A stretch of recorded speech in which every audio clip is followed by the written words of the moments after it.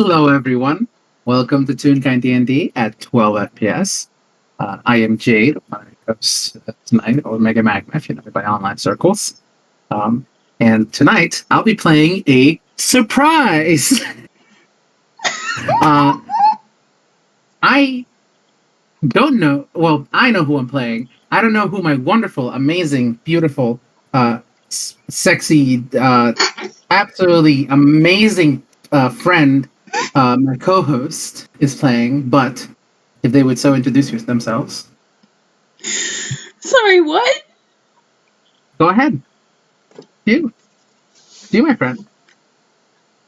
I hope you realize this means more. Hi, I'm Arthur. You did this. Listen, first of all, I was not the one who started that. Second of all, you just fucking escalated. You started this in the last FPS we just did. Thank you very much. Anyways. Jesus.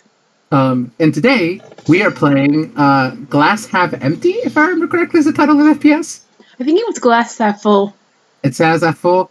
We did not name this, by the way. This was, we are both playing special surprise characters.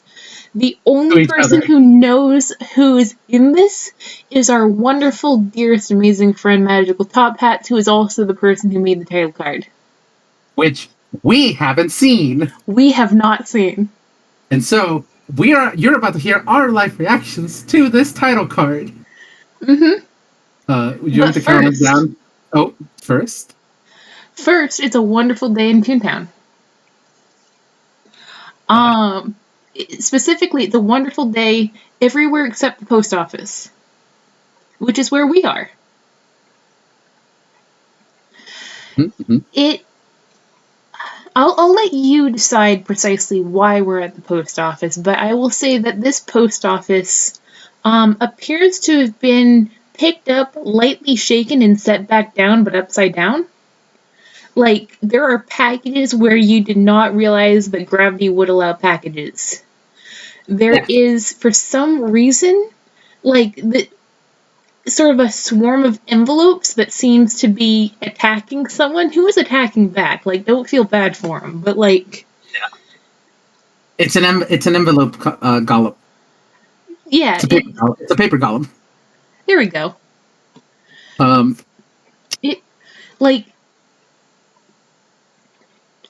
It's not necessarily like it's getting cleaned up. It's like the worst has passed. Like, some other plucky adventurers have apparently mastered whatever was wrong with this post office. But in the meantime, there is the worst line you have ever seen in an Einquellian post office. And that's where we find ourselves, quietly standing in line. Do you want me to reveal my character? Because, author, you have no idea what you... Sure, go ahead. I don't know if you have a specific reason as to why the post office is the way that it is right now. But I'd like to imagine that a certain individual, Miles Murphy, is actually closer to the beginning of the line. And it's the entire reason why this whole mess is happening. God. As his unnatural unluckiness, his curse, if you will, has caused the post office to go in a titty. And you can actually see in a tissy. Sorry, not a titty. I was gonna ask. Thank you. You can actually see that he's running around helping gather up the packages as well. Like, he's used to this. He's used to having to help clean up the mess that he leaves behind. And he's absolutely running about. I'm gonna... What should I do for him? Can I roll something to find the source of the problem? Sure. Let's see. This be insight or investigation or perception? Whichever's better. Probably insider investigation. Insight it is. He's actually quite good at that. That's a 22. A 22. It's so small you almost didn't see it, but on the post office counter, there is an overturned ink bottle.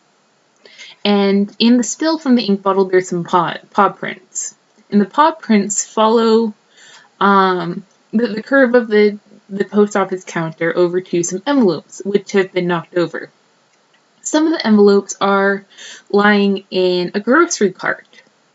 But the grocery cart has obviously been jostled so that it sort of slowly rolled across the room and hit a pile of, or a tower of packages that were not stacked up to code. They were stacked too far, and they fell on, based off of the splatter marks, probably some sort of goo tune. And the splatter marks, of course, they didn't come, completely away from the tune, but they did stick on, like, those little drawers that they keep envelopes. And so they tried to pull away, and the drawers fell out, and envelopes came fluttering everywhere. And there was this wizard who was trying to mail a spell, and the spell came out of the envelope. And, like, you can sort of just, around this post office, like, just one little thing, and then a slightly bigger thing, and then a slightly bigger thing. And then you find yourself in this cavalcade of chaos. Miles is used to this. Mm. And he's running about attempting to help people. He eventually he fucking green flame blades the fucking paper golem and it turns up into ash. He's speedrunning this shit. Yeah, he's speedrunning the cleanup crew. He wants to get to his packages. Because he's seeing the line outside and he knows there might be a couple of angry people, but at least he's getting everybody out of here. And he's just helping. There's a gust of he casts gust, and a bunch of the papers are picked up and blown in one direction, making them all stack up neatly into one spot because Toon logic. He's kind of gotten better at how Toon logic functions. Perfect. He's going about casting prestidigitation upon things to clean up all of the ink, all of the messes, all of the other things. He's slowly working through making sure that he can pick up all of the messes that he feels he is leaving behind. Gosh. Would you... Let's see. Roll me a dex saving throw. Sure. I still have not seen the title card, by the way. Mm-hmm. Okay, dope. Just a +1. A 16. 16. It actually doesn't matter because there was sort of a locker that was about to tip over as a result of something else entirely, and you would have stepped neatly out of its path if a very large, very blue hand didn't come out of the frame of your vision. A very long ways atop, or ahead of you. That's not the word. Above you. There we go. And just sort of firmly pushes it back against the wall. Okay. Oh, thank you. That's the first time Mile talks. What am I looking at? You turn around and you are looking at a 11.5-foot tall, blue undead half giant. Oh my god! Fucking knew it! God damn it! I had been guessing this entire time, but I hadn't spoiled myself and I'm looking at I'm looking at the title card. Holy shit. Hey, this is a wonderful title card. Oh, this is so cute. Oh my god. I Oh love my, it. oh my gosh, look at the fur pattern though. Oh, it's so tight. One moment, I gotta put this in. I gotta put this in for people to actually see in the video. Yeah, same.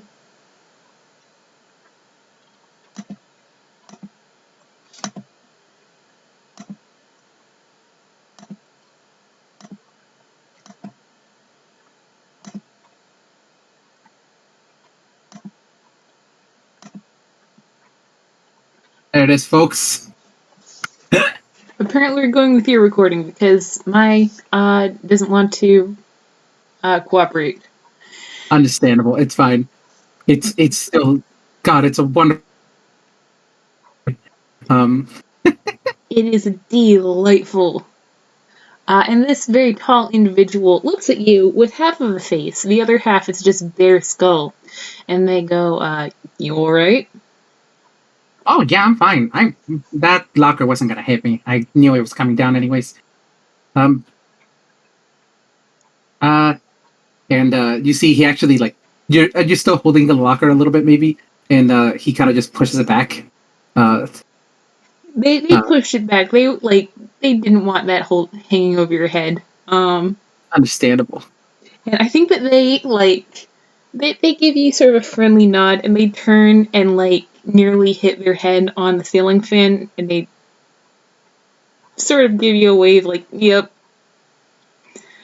Um but they appear to be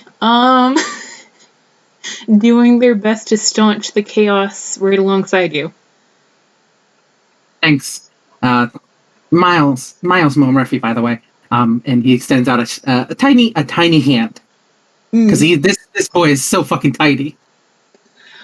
Oh, excuse me, where are my manners? And they put down the things that they were holding, and very, very carefully shake your hand with one that's got a couple of skeletal fingers. It's fine.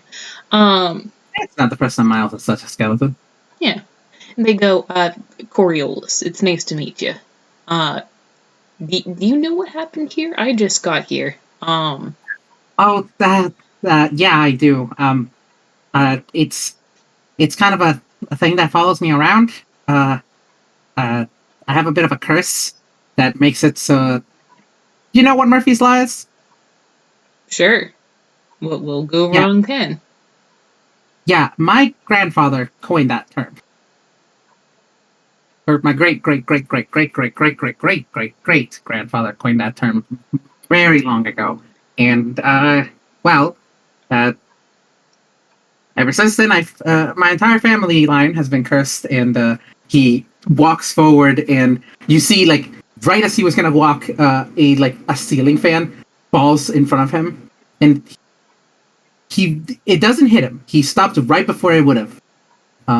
And then he immediately grabs it, picks it up, uses mage hand to hold it upward.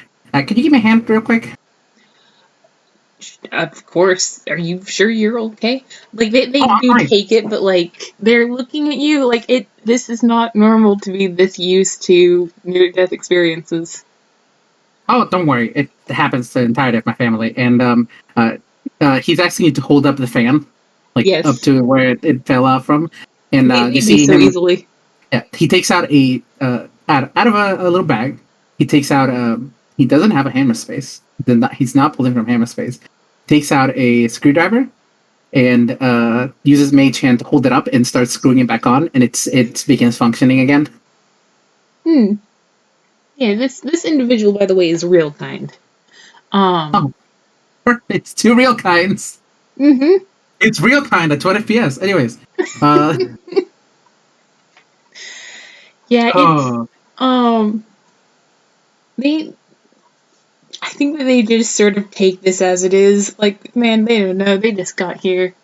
And they pick up. They had some parcels that they had been carrying under their arm, and they go, well, the existential ramifications of your existence aside, they sort of look around. A couple of postal workers are chasing around some sort of bird. It's hard to see from here. And like there's a little old lady who seems to be killing the last of the paper golem with her handbag. Like the chaos is very slowly starting to ramp down, and they go, how do I say this? If you have a chaos curse, would you perhaps like to step outside the building that we have been trying to unchaos? Oh, yeah, I just need to get some mail first. He walks over to a little mailbox. Like they have multiple little mailboxes on there, and he takes out a key. He sticks it in. He opens the door. The door falls apart. He takes out the mail. He fixes the door. He closes with a key. Okay. He's used to it. They just take this as it is, okay? This very alarming child. And I think that they just sort of like, they look down at their parcel. They look around at the postal workers, and they just sort of point at it like, you saw me like catch a locker from falling on a person earlier, right? Like you've seen me helping out, and like they just sort of give them like a thumbs up, and like, yeah, you can just put it there. And they do, and they leave. Right. I'm guessing that they both walk outside around the same time. Yeah, they're just gonna like. Maybe this is an insight, but they're just gonna make sure that this child leaves in one unbroken piece. Well, this is the funny thing. Because you see the child beginning to kind of like walk across the street. It's like it's obviously what do you call it? What do you want to it's a crosswalk, obviously, and the light is telling them like, yeah, you're free to walk. But then it switches. It seems to glitch out for a second. You don't even need to catch it, and it looks like it's about to switch to a green light, and it's gonna stop go while he's right in the middle of the streets. Can they pull him back? You got to run into the middle of the streets for that. I mean, they can do that. Fantastic. I need both of us to roll dexterity saving throws. As at that moment, there's a large booming sound from underground, and Cool. one of the fucking man lids that they're both standing over as you walk forward shoots up, Jesus. sending them both into the air. All right. It's fine. Don't worry about it. This kid's used to this. Yeah, this kid is super used to this. 15. 15 and a 17. Yeah. Yeah. They barely jar their ankles when they land. I like to think. No, that's the thing. They get launched into the air, and then they're floating down safely. As Miles has cast Featherfall. I think they just look over and make comment. Well, that's handy. Yeah, it's good to have on hand. Especially when you usually end up 500 feet into the air on the daily. Moment. Nope.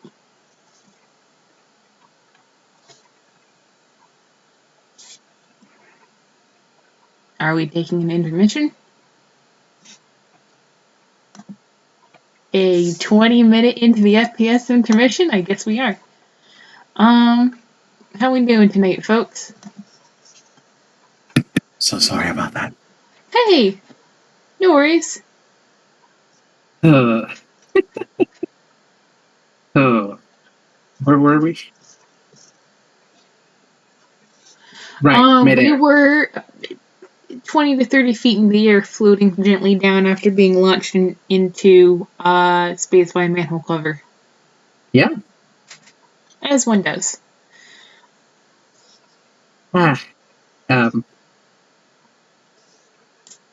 this is not unusual, to be honest. It's kind of been a pretty calm day. Mm-hmm. Okay.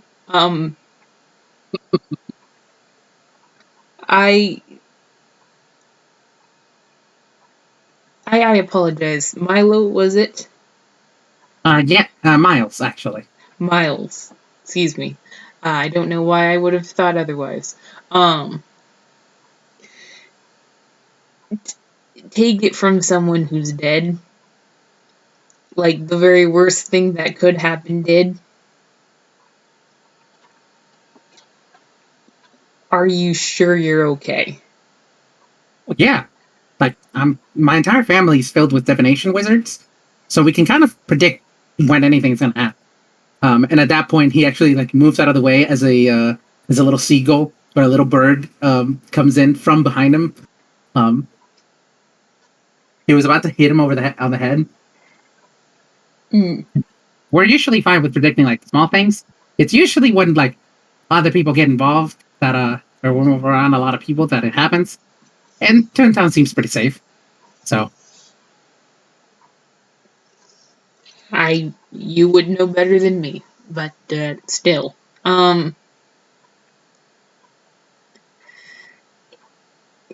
It must be interesting. yeah, And at they this sort of point, like shrug at him, yeah, like there's not much you can say to that. yeah. At this point, they land softly up on the ground. Um, no cars in the middle of the way, and Miles walks gently across the street, and he takes out a little list of things from his backpack. Hmm.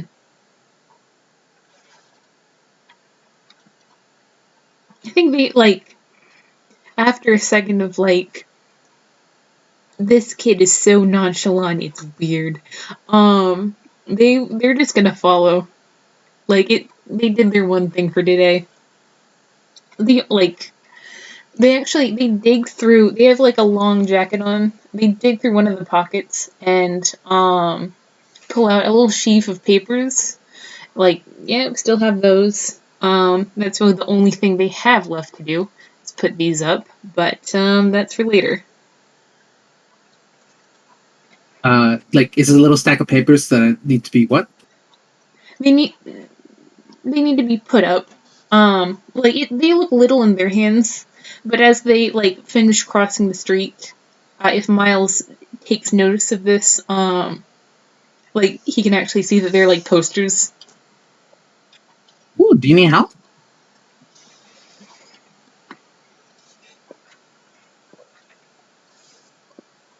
Hello, Sorry. Um, I got extremely distracted by my cat for a sec. baby.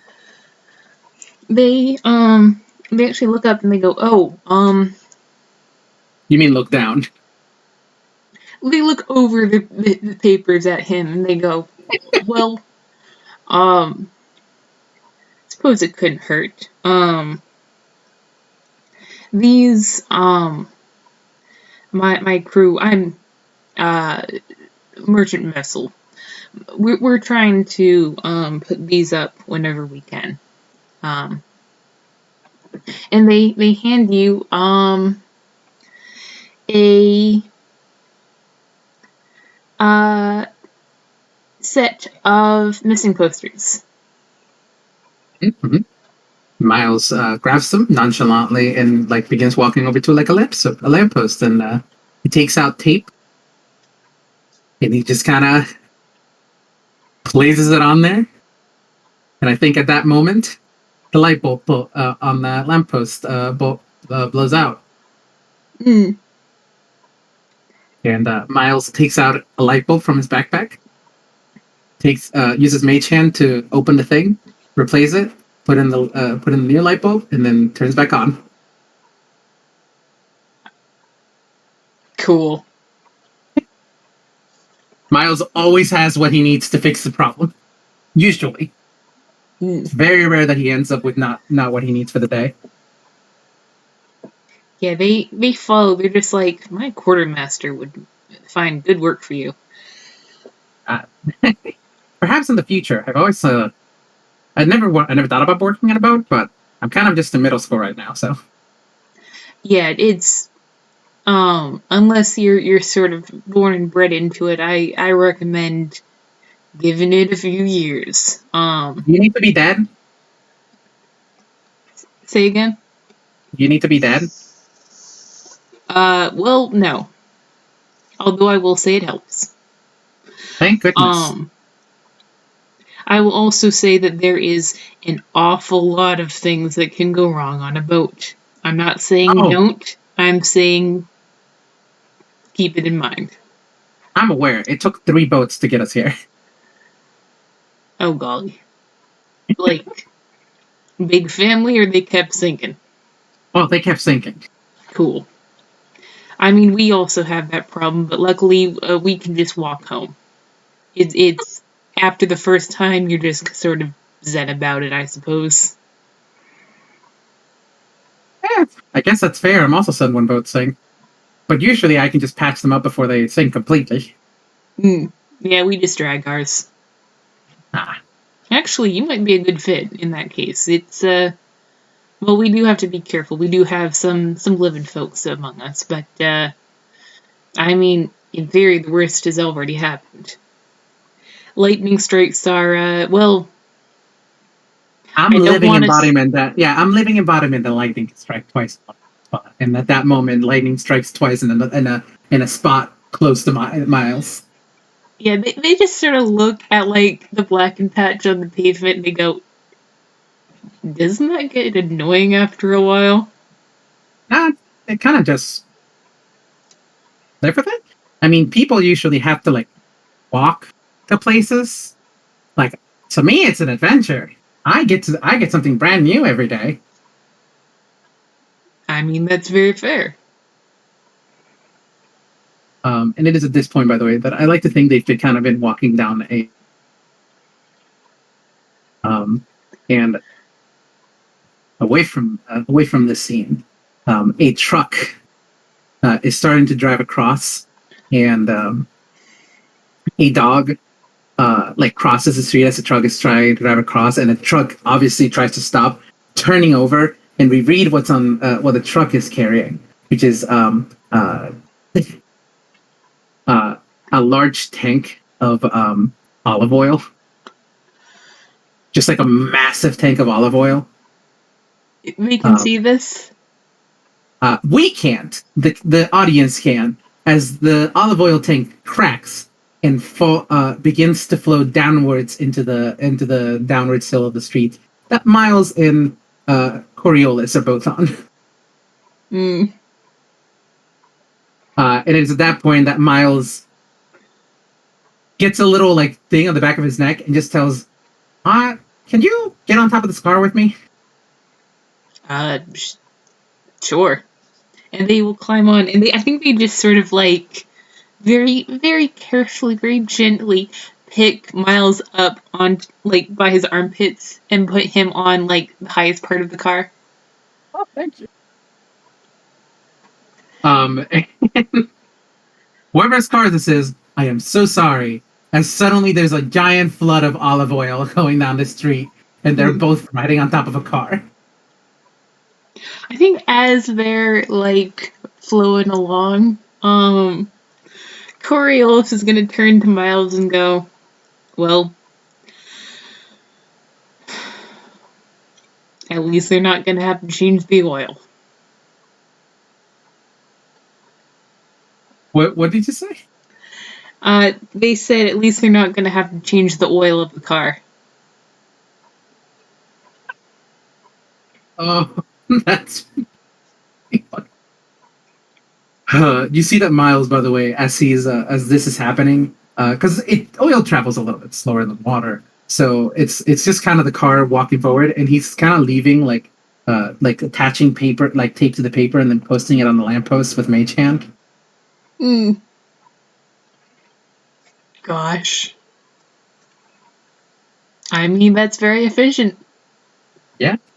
Does he at any point try to read the missing posters? Um, I feel like eventually he'd probably get curious, at least to see what the hell he's putting up. They are looking for a real kind satyr, estimated about 17 to 22 years of age. The poster picture is of someone very gaunt, like long curly hair, sort of vacant expression in that way of like we don't know what expression they would have because they're not here to model. And like it just seems like they're looking for a person. Oh dang! I used to know a satyr.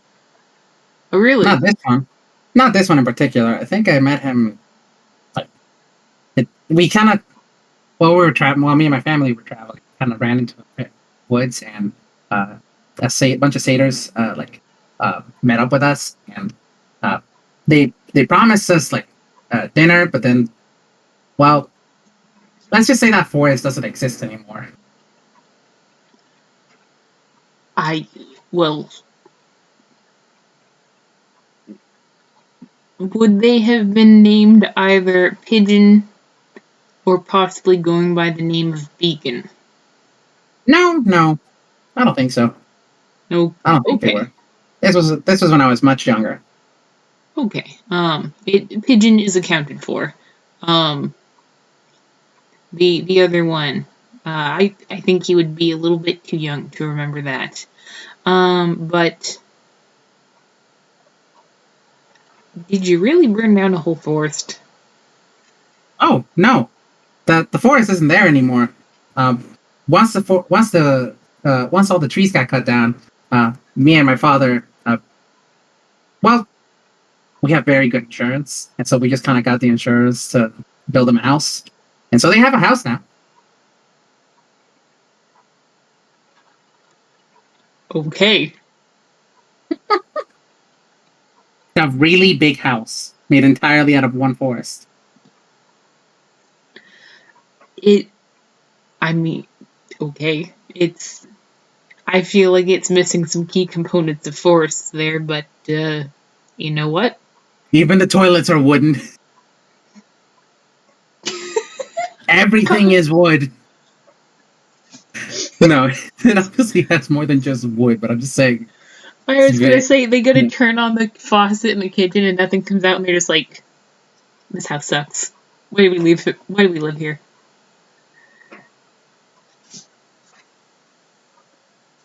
But Miles is when I can come up with my bullshittiest stories. God.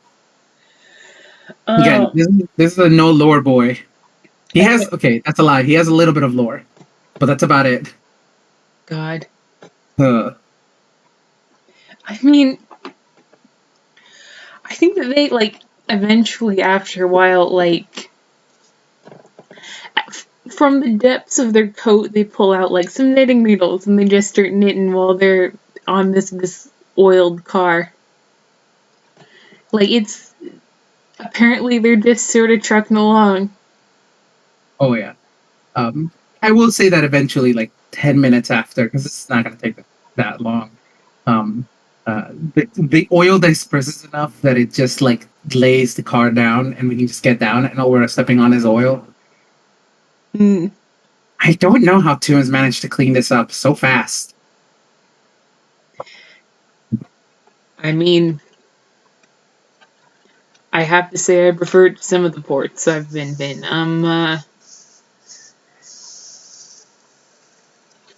Actually, perhaps I should ask, are you with someone here, I'm trying to ask if you have adult supervision without being unnecessarily patronizing. Oh, do you mean if I have parents? Sure. Yeah, I have a family. My father's another Murphy. Then we also have my sister and my mother, and we have my dog, God. what a wonderful name and a wonderful family. But I was also more wondering if they were here in the city with you, and that, I don't know, you had a place of safety with which to go to them. Oh, yeah. We have a house. For my own sanity, I'm going to take your monosyllabic answers as reassurance. But just in case, and they pull out a little scrap of paper and they write on it, the Vengeful Dead, parentheses, it was funny when we picked the name out, and a wharf in Toontown Harbor, and they hand it to you. And they go, ask for Captain Coriolis, or Quartermaster, or First Mate Nona, or Engineer Sharky, just in case. Oh, this is always useful, actually. I don't know that many sailors. What do Well, you ship? say again? What do you ship? Well, we're just starting out, but small time merchant vessel for now. Our ship is under new management, you could say. We've done, let's see, a couple lumber runs, paper from Faruma, a couple of, they call them gag runs. That was very interesting. Exports from Toontown to other places. He is actually quite enthralled. This is a very smart boy. Mm. He's very curious. Yeah, they'll, like, if they've got a receptive audience, they'll actually sort of like, they'll go off on a little tangent about their. Sorry, I'm going to move my cat away because he's licking himself directly into the microphone. They go off on a little tangent of stories about their little sister May, and she's doing some singing lessons, and their other little sister Lemna, who bit a person the other day. And then that person got mad, and their first mate had to chase him off with a butcher's knife, and like they just a lot of little stories about their crew, their family, like just sort of like, little moments of life. Yep. Miles is very attentive to all of it, and in fact, will probably return with a couple of the stories. Similar style of to the one with the satyrs, and like a couple of stories of like the one time he got stuck in the sewers, and now he carries around a sewers map. The one time he and his friend got stuck in the Toontown swamp because they had a swamp for a day. Just multiple places. Like Miles one time got abducted by aliens. Cool. Just like it was like just stories of like obviously the worst thing that could possibly happen, but this kid always seems to be able to get out of it just fine. Like he seems okay, and at some point like coming down from the same street of like just slipping and sliding across the street where the oil is a little dog. And Miles just Miles just turns to her and says, "Jody, you're not supposed to be here. Go home." And the dog just turns around and starts heading off in a direction. Oh, what a lovely dog. Is he Oh friendly? yeah, oh yeah. But he knows he's not supposed to be here. Fair enough. And you see, eventually he goes back, and that same list that he took out earlier. He's kind of running low on posters because this whole time he's also been hanging up posters that you gave him. He eventually looks. All right. Well, I do have to get back to doing my shorts list. But it was nice meeting you. Thank you. Yeah, same to you. 1 second. And they dig around their coat a little bit, and they dig around some more. and they pull out some maps and a fishing knife, and they go, you mentioned that you have use for maps, and in my experience, you always need a good trusty knife. So for my own, let's say, peace of mind, I'd take it as a favor if you'd hang on to these. And they just sort of present him with them, like, yes. Miles grabs it. He thinks about it. He takes out a small plastic like cover for the knife from his backpack, and he says, "I was wondering how that was going to come in useful." I mean, it has a sheath. You're not just gonna give a child a naked blade, Jade. You gave the child a naked blade. You didn't specify. Jade, knives are sharp. Yeah, And responsible people do not hand toddlers knives. did you describe a sheath? No.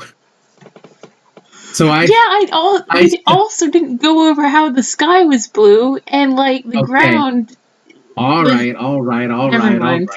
No, it's fine. You know what? He takes, instead of a cover, he takes out a knife case. Sure. Yeah, I had this personally made a couple of days ago, but just, divination magic told me, but I didn't know what it was going to be useful until now, so thank you. And he puts the knife with the sheath in the case. They nod as if this was a perfectly normal interaction. Oh, please. I'll add a knife to my inventory, or at least a dagger. Please add one slightly haunted knife. One slightly haunted knife. Of course, thank you. Because it did come from a ship called the Vengeful Dead, and it was given to you by an undead sailor. And this is Miles O. Murphy. Mo Murphy. Let me get myself a knife real quickly out of the or let me get myself a dagger. Just say that. This is the dagger. Yeah, import. It gives you proficiency with fish-based rolls with it. Sure. Lightly haunted dagger. Perfect. Then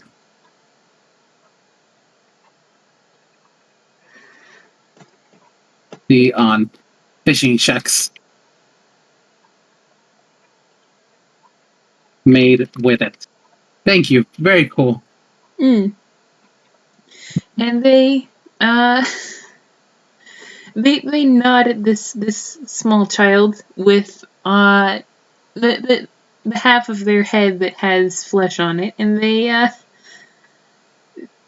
just sort of set off in the direction of the wharf. Miles heads off, starts heading off in the direction of his home before we see like a large log, massive log begin coming, like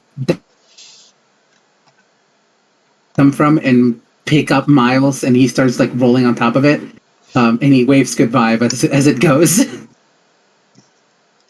For lack of better options, they will wave back. It's fine. Miles is okay. Okay. And I think that like our parting shot is like just sort of the silhouette of a very tall figure and a very small figure on a very large log, just sort of ambling away from each other at very high velocity because that log is booking. Yep. This is really cute. Thank you, author. Yes, just a nice walk around Toontown. Yeah, nice little walk around Toontown. Any FPS with Miles is gonna end in slight disaster. Gosh, I mean, Um, God. and that is okay. Thank you so much to Magic of everyone for naming the FPS and drawing a title card for the both of us. We did not know who the fuck we would play. Yes, it was so good. The title card was good. The everything was good. We very much loved their enthusiasm and passion during the interim between when we thought this was going to happen and when it actually happened. Yeah, we're so sorry, Magic. Gosh. Like stuff came up for myself, but yeah, It all was right. important stuff. But That was important thank stuff. you all, everyone, for listening. Yeah. Past and future and present. Goodbye. Good And I'm gonna boy. stop recording now.